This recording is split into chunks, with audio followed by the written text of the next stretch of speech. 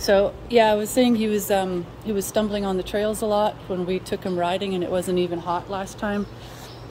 So with the amount of stumbling he's doing, one concern that you would have is safety issues. Okay. So safety issues, obviously for the rider, because you're potentially going to have uneven terrain. Yeah. But even potentially in a ring, it's flat.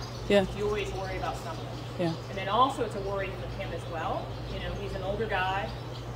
He's going to have issues with recovery. Like if he stumbles, it may be something too where he has a hard time kind of catching himself. Yeah. And then you can end up with a secondary injury to that. Yeah.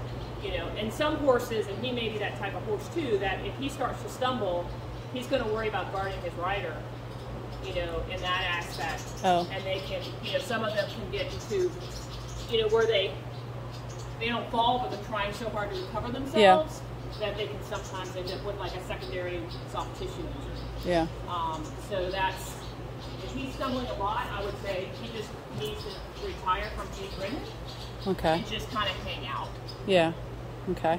Because it's when they start getting to that point where they're really having issues and knowing kind of where their feet are or being arthritic, and they can't move like they like they want.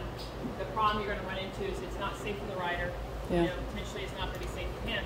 When they're toddling around the pasture, they usually do okay because at their own pace. Yeah. They kind of decide where they get to go.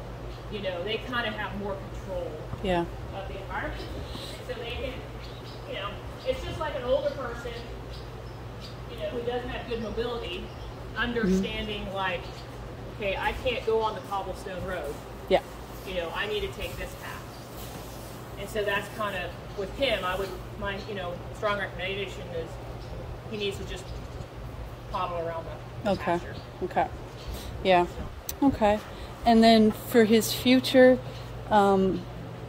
if he's not here anymore, where would be a good place for him? So one concern you have with him is he's a PPID horse. With those horses, even though we have them on medication, some of them aren't completely controlled. Yeah. Why we can't really have a good answer for that. But one problem is with the disease process he has, is they can't thermoregulate properly. And so you'll see is, for example, especially in the summer, they tend to get really hot really easy. And then of course with getting overheated, you run into potentially heat stress. You can also see dehydration, and then that has a whole cascade of effects. Yep. So the thing is here, what's nice is he has a really nice cool stall to go into, when summer decides to hit and it gets over 80 degrees. So the thing is where he potentially needs to go is either somebody who can offer that here in the Southeast, and there's not a lot of places that have that kind of special stall, or potentially head further north. So guaranteed, yes, it gets cool, can get hot kind of in the summers up north, but it's not to the same extent because of the humidity, and also not to the same duration of summer. Yeah. So, to be truthful for him, what would probably be good is to head kind of up north and slightly out west, where it's a dry heat. Yeah. Because the thing is, it'll still be hot, but the thing is they can get up underneath. He can get, in cover, or just like being a stall with a fan on, and still potentially be okay. Going up north to like New England states and so forth, they can still, he'd still probably be fine. In the summers, they'd probably just keep him up, and he may be fine with just like a misty fan or something like that.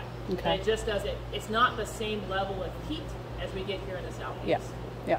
And that's where, this guy, he's got to have a really cool place to go. Okay. And then the same thing for Cody, being a drier climate would be better for his severe asthma. So asthma, typically a drier environment, that they do better with a drier environment.